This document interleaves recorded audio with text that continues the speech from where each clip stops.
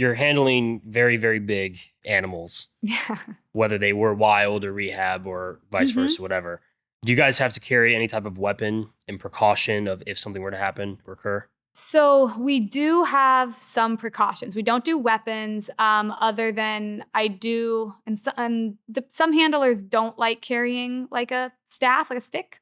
I still feel I am beginner enough that I do because I feel more, if they come in, like I can be really dumb sometimes. And occasionally I'll put myself in a really bad situation. And if I do, I know myself enough that I know I do that sometimes.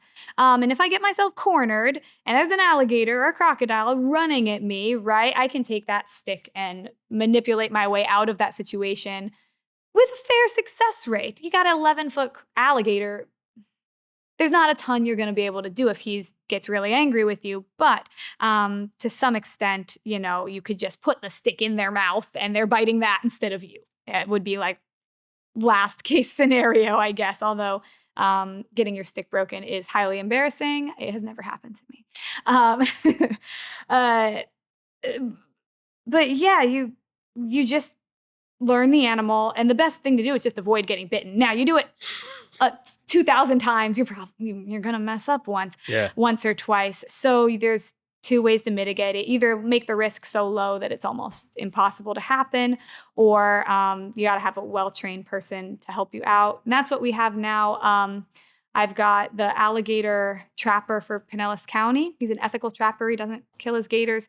His name's Benny Foster. Check out his YouTube channel. It's just his name, Benny Foster. I didn't even plug mine yet. Plug Benny's. It's really good, though. We'll get there. He's great. He's great. But yes, do check out Benny's YouTube channel. He's also a dear friend of mine. So I have full confidence he would get me out of a situation or die trying, right?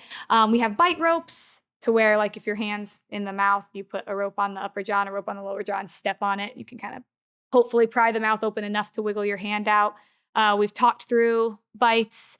Most of our animals are to the size that one or two people on their back could stop them rolling, or, could basically at least stop the animal until you can get the bite ropes or get the animal to let you go. There's stuff you can, you pound the sides of the mouth on the pressure receptors. They're likely to adjust their grip and give you a second to maybe pull your hand out. If they bite and you don't want to pull away, right? That's the worst thing you can do.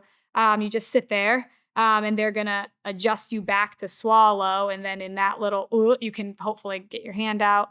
If you're in the water, which would be ideal. If you're under the water, you can get a fist or a foot and stick it in the back of their throat. That breaks the little seal that keeps the water out. And then they're kind of choking, their water's going into their body. So they'd be likely to kind of spit you out. So you just know stuff like that. And I've come to terms, especially after my shark bite, that that's likely to happen. At some point, I will, if I continue taking big risks, I will get bit. Now, when I get when I get almost bit, I get really mad. I get really upset with myself and the situation, and mostly myself. And I get upset with I just get so upset. There's a video recently, maybe a month ago. And the alligator, it's my girl that I used to kiss, right? But we're in the new space. She doesn't quite trust me as much. She was supposed to come and hold, and she's done it thousands of times in the other space. So I was expecting her to do it. She'd done it a few times in this space. Great. I say hold. She just full on, she's mock jumps sometimes. That's kind of her thing. She'll kind of don't mess with me, but she full on just went for it. And her snap, it popped and everything. It came together. I looked at the video, my sister-in-law was in the audience, and she took it. It was that close to my face. And I was so angry. I was so angry that I'd let that. I had my stick, but I wasn't expecting it. I wasn't quick enough. I was so mad that I let that happen. Because, I got high stakes now. I got a kid. He's only 2. He won't even remember me. So I check myself in those moments. And this all sounds like I'm just completely bonkers, just insane. But it's what I do. You know what I mean? It's what I... Definitely brave. I guess brave or dumb. I'm gonna go with brave. Yeah, I'll take it. It does fall back to training.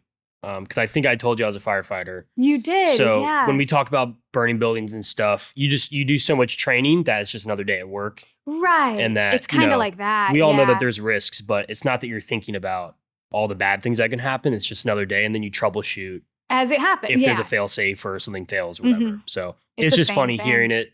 Something that I'm not trained in at all. Sounds firefighter awful. stuff, like I would not. A burning building, that's all you? That's way. just like, that gets me excited. You know what I mean? That's what I'd want to do. But Right. being trapped by an 11-foot alligator sounds way worse than a burning building.